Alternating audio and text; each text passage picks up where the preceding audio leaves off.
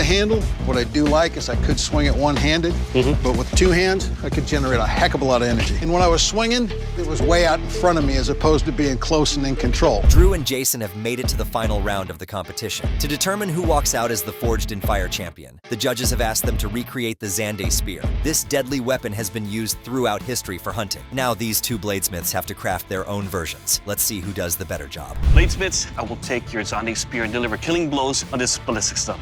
Drew, you're up first. You ready? Let's make those intestines out-testins. All right, let's do that. I like that. Right now, I'm about to hear Doug say it would kill, and that's the only thing I'm here for. To help me out today, please welcome back RJ Markaida. He will have the pleasure of wielding your Zande spear. That looked completely effortless. The spear just went through the target like it was nothing. Drew's craftsmanship is really shining here, but let's see what Doug thinks. Will he be as impressed as we are, or will there be some hidden flaw? All right, Drew, it feels very good in the hand. It lacerates deep when we thrust this into the chest cavity, into the heart, on its way out. Not only does it take some skin with it, but it also took out some ribs. Your tines right here from the side entry, the spear went all the way through, and on its way out, it took everything that was in its path. Tough luck. That seemed to be going so well until Doug pointed out the broken tip. Drew might have been able to make it through this round, but that broken tip could cause problems in the upcoming tests. The next rounds will be even more challenging. But let's see how Jason's spear performs. He has a chance to take the early lead if his weapon holds up better in the keel test. All right, Jason, your turn. You ready? I know it'll cut. It bit me 4 times making it, wrecked this thing's day.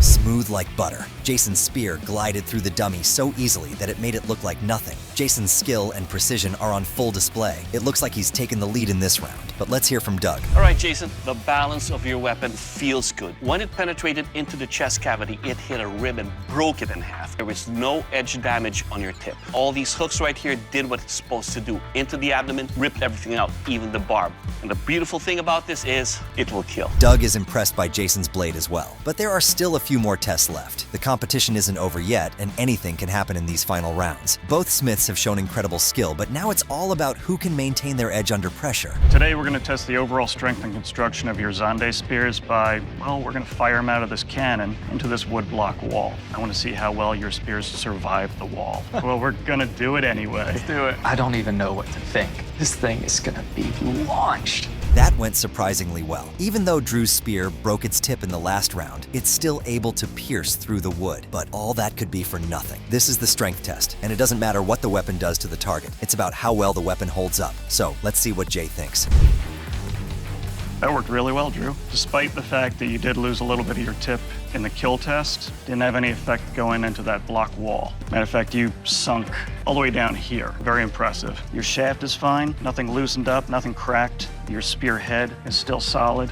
Overall, survived. Despite the earlier damage, Drew's spear makes it through the strength test without taking any battle scars. That's a solid performance for Drew. Up next is Jason. Will his spear hold up as well under the pressure? The competition is tight, and this test could be a game changer. Let's see how Jason's spear performs. So Jason, what are you thinking? Thinking, let's make splinters. I'm a little bit worried they're gonna shoot this thing at a wall and it could break. We don't want that.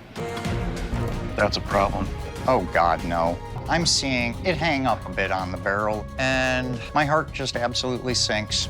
That must hurt. It looks like Jason's spear doesn't meet the parameters for this round, which means his blade can't be tested. That's a tough break. No one wants to go out of the competition like this, but it looks like that's the end of the road for Jason. Drew's spear might have had its flaws, but it's still in the running. Let's see how the judges finalize their decision. Jason, we've got a big problem here. The parameters that we set for these weapons are for testing purposes. Because your blade didn't meet the 1.5 inch parameter with a circular cross-section, we cannot fit the shaft of your weapon down the barrel of our testing apparatus here. And because we can't test it evenly and fairly with Drew's blade. What a shocker. Jason seemed to be in the lead, but one tiny oversight cost him dearly. Drew wins. This just goes to show how crucial every detail is in this competition. Jason put up a great fight, but in the end, it wasn't enough to secure the win. It's a reminder that in this high-stakes competition, even the smallest mistake can make a huge difference.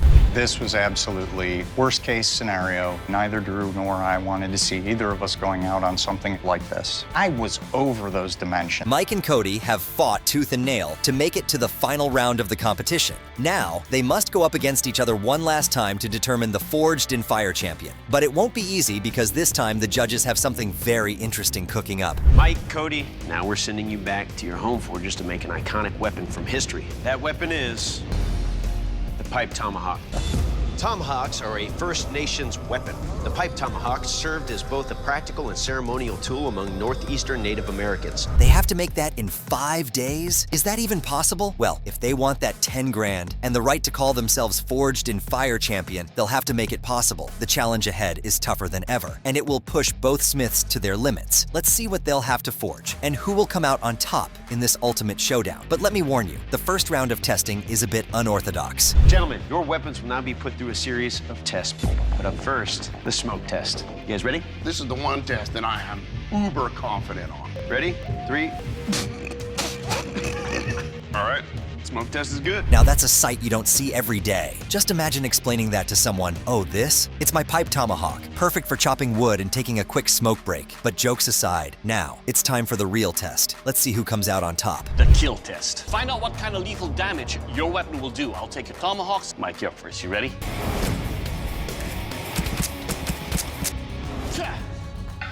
Was awesome. Awesome indeed. Mike's tomahawks just shredded that pig carcass into pieces. The precision and power behind each strike were incredible. The blades sliced cleanly through, leaving no doubt about their effectiveness. This is going to be a tough performance to beat, but let's hear from Doug. These are made to chop deep. It's easy to maneuver and deliver that kind of damage. Your weapons will kill. Doug agrees. He gives his nod of approval, and it looks like Mike might have earned himself an early lead with that performance. But there are still a lot more tests to go. Will he be able to keep it up? I guess we'll have to wait and see. The competition is far from over, and anything can happen in the next rounds. Let's see how Cody responds to the challenge.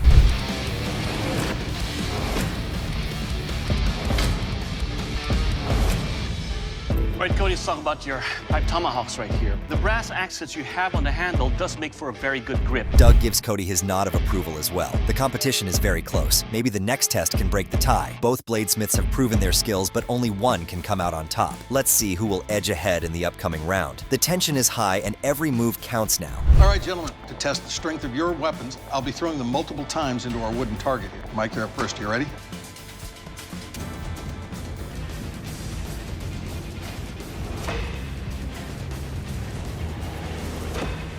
Safe to say, I wouldn't want to be on the other end of Mike's tomahawks. But this is the strength test, and it's all about durability now. Were Mike's blades able to stay intact after being thrown that hard? Let's hear what Dave has to say. Right off, these have a really good feel to them. They're very symmetrical. Blade on this one held it beautifully. This one has delamination right down here at the bottom, but it's not coming apart. It doesn't appear to be affecting the integrity of the blade. Both pieces are still tight, so excellent job. Okay, so that's pretty minor damage. And as Dave said, it doesn't affect the integrity of the blades. So I don't think Mike has anything to worry about, unless that damage somehow weakened his edge or something. But let's see how Cody's weapons do. The test will be crucial in determining who has the upper hand in this tight competition.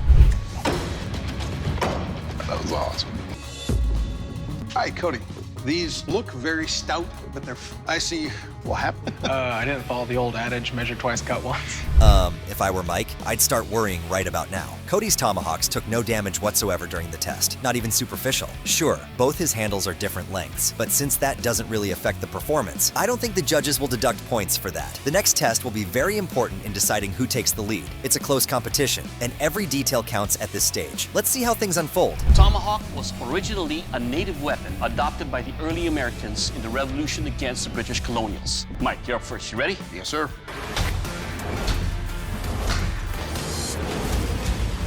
This might have just been the bounce back Mike needed to have a shot at winning the challenge, but it's far from over. Let's see how Cody does. Will Cody maintain his edge, or will Mike pull ahead? Let's find out.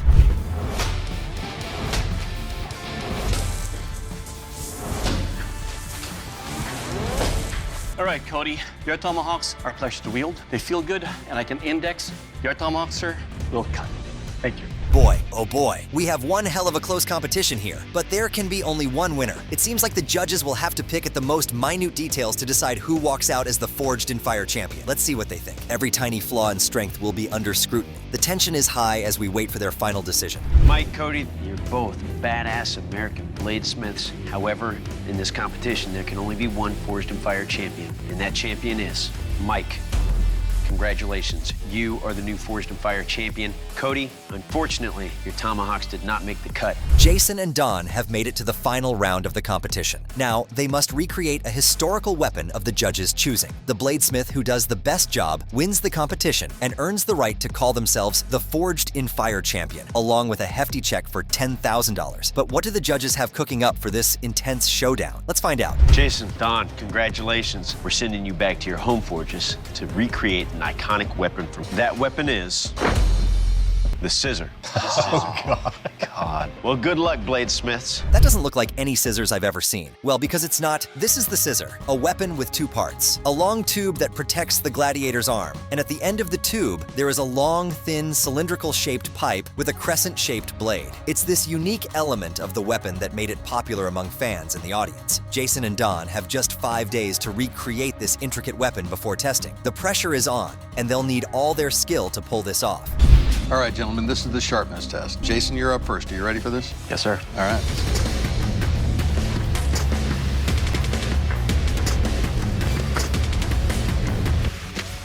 Jason's weapon just tore that target up. It sliced through with impressive power and precision. But let's hear what Dave thinks. His feedback will be crucial in determining if Jason's weapon truly meets the mark. All right, the handle feels really good in my hand, but the shape of your blade not being as deep a crescent, difficult to slash. All in all, solid and it's got a good look. Nicely done. Okay, so that might not be exactly what Jason wanted to hear so early on, but Dave still gave the weapon his approval. Jason's weapon has some minor issues, but it's still in the game. Now, it's Don's turn. Let's see how his weapon performs and if he can match or surpass Jason's effort. The competition is still wide open, and Don's test will be crucial.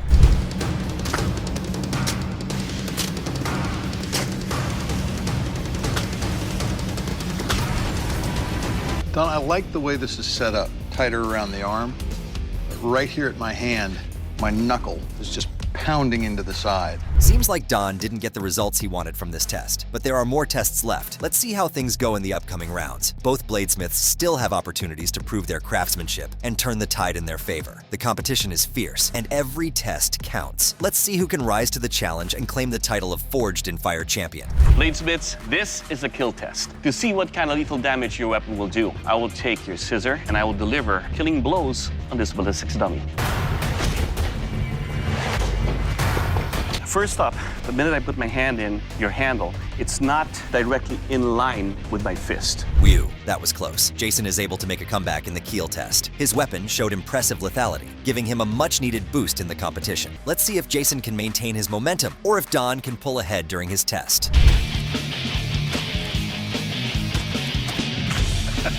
What I like about your weapon is that it's in line with the handle. And in this backhand hook, your edge is deep. Go in here. Is giving him the edge in the competition. The next test is all about strength and durability. This will be the true test of their craftsmanship. Can Don's weapon hold up under pressure, or will Jason's come out on top? The scissor was used in gladiatorial combat for both attack and defense. Now, to test the strength and durability of your weapon, the blade's going to come down and strike the armored cuff of your weapon twice, and then your weapon's going to be launched into this breastplate. Jason, I've already got yours strapped in, so you ready to go? We won't know for sure until we hear Dave's thoughts, but that seemed to go pretty well. The weapon didn't break, and there were no visible dents or anything. That's a good sign for Jason. Let's see what Dave has to say, and if this performance will keep Jason in the lead. Just the slightest roll. It's not deformed beyond being sharp. Caused a bit of deformation. And then I think we were pushed just a little further offline. Right in here, it looks like it kind of waffled just a bit, but everything is still tight. So, Jason's blade does have some damage, but will it be enough to take him out of the competition? We can't say until we see how Don's weapon performs in comparison. The next test will be crucial in determining who comes out on top. Let's see if Don's blade can hold up better under the same pressure. So Don, you ready? I'm ready.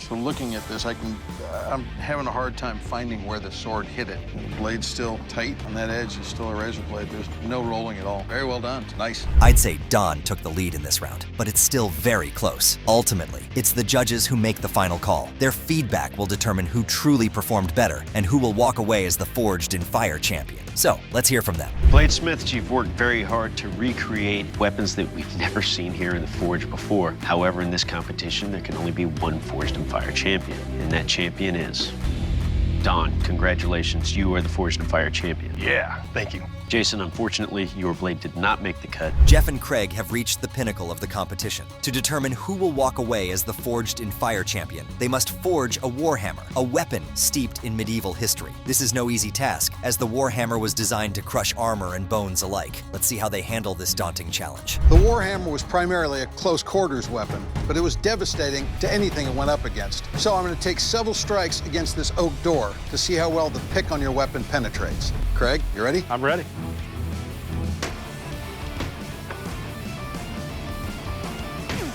Craig's warhammer performs admirably. The balance is on point, and the pick shows no distortion after several strikes. The design, with its drop hook, penetrates deeply and holds firm. This is a strong start for Craig, setting a high bar for Jeff to meet. Let's see if Jeff's weapon can match up in the next test.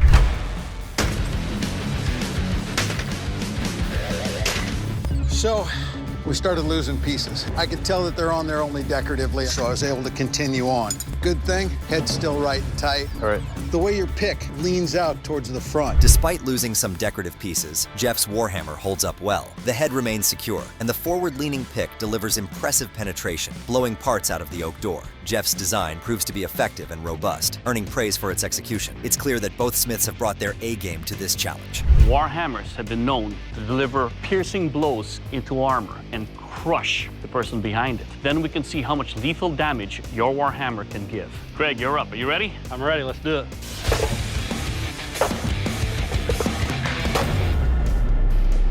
Craig's warhammer performs impressively in the keel test. The weapon pierces the skin of the ballistic dummy, demonstrating its lethal potential. The balance and design hold up under pressure, confirming Craig's craftsmanship. This strong performance sets a high standard for Jeff's turn. Will Jeff's warhammer be able to match or exceed these results? Jeff, you're up next. Are you ready? Yes, sir.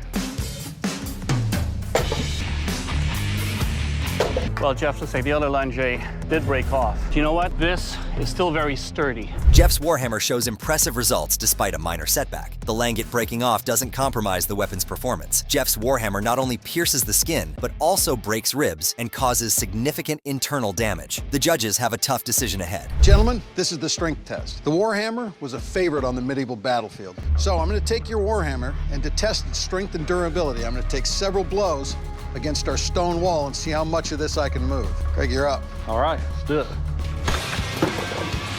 Wow, that held up really well. The weapon holds up perfectly, creating a significant hole in the stone wall. The balance and versatility of the handle, allowing for both one-handed and two-handed swings, make it exceptionally effective. This sets a high bar for Jeff. Will his warhammer hold up as well under the same intense conditions? Let's find out next.